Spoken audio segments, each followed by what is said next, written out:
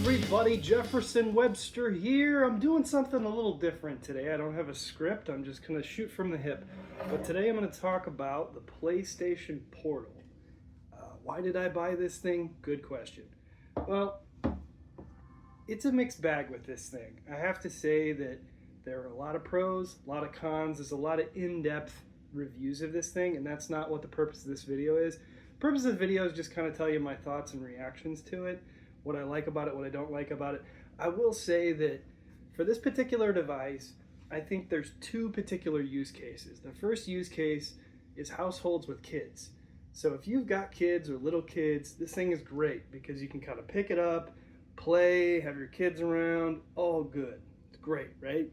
The other use case is if you have one TV or a room with your PlayStation 5 that's not always accessible. This would enable you to play it all the time, right? So let me go through my pros and cons of this thing. Let me get into a game real quick.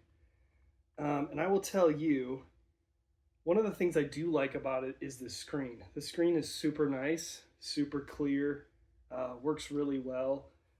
Playing a little Ghost of Tsushima, and it's great. The other piece I think is I like the actual controller. The controller feels good. It's nice. Haven't seen any issues or heard any issues about this after launch, but I will say if these crap out, you are screwed. These do not come off, so you're done. The other thing I do like is it has a C port charger, so they didn't opt to do a special PlayStation one, which is kind of nice. Usually companies like to do that to earn more money. And then the other thing is it's just nice to have another access point to a PS5. I will say since I bought this, I've played my PS5 more than I ever have with multiple games, which is really nice.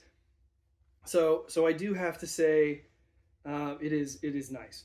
The cons I will say is there's no apps on this thing. So other than just remotely playing your PS5 in your house, no apps. There's nothing else going on. With that, there's also no other functionality. You can't watch Netflix, you can't do Hulu, you can't do any of that. And then the other piece is the range is a little iffy. So if you get away from your Wi-Fi or too far away from the PS5 in your house, it gets a little iffy. And then the final con that I have is the sound options. So there is a speaker here. But when you get down to the lowest setting on sound, it's still pretty loud. And the other piece is this, Sony did go the capitalism route, and you have to use their Bluetooth headphones, which are like $200 or something crazy. I'm not going to buy those, but that's the only option for sound. So that does suck. Now, with all this said, is it worth $200? Absolutely not.